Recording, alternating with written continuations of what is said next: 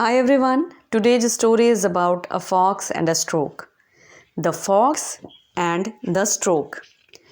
A fox and a stork were friends. Mrs. Stork was kind, but Mr. Fox was proud and jealous. Mrs. Stork used to invite the neighboring animals to her house and would treat them with delicious dishes. One day, Mr. Fox saw an owl, a rabbit, a cow, a cat, and a sparrow coming out of Mrs. Stork's house after having a feast. He was jealous. He thought, "These animals praise Mrs. Stork, but never talk to me.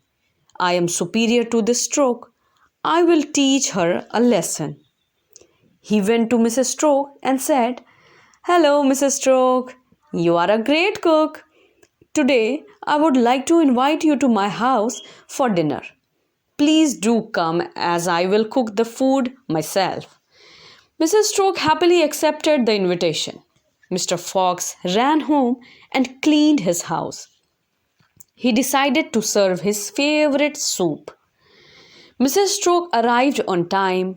Mr. Fox greeted her and they sat down.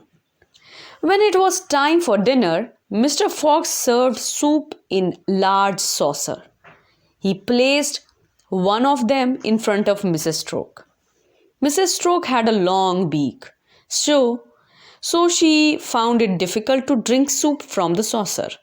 In the meantime, Mr. Fox gulped down his soup. Mrs. Stork could not eat at all. She returned home hungry. Some days later, she invited Mr. Fox for lunch. He agreed, thinking he would get some yummy dishes to eat. Mrs. Stork had cooked meat. He smelled the food and was happy. As they sat to eat, Mrs. Stork served food in two long vases. She gave one of them Mr. Fox. He had a fat nose and it did not fit in the vase. However, Mrs. Stork devoured the meat. Mr. Fox was fuming and Mrs. Stork started laughing.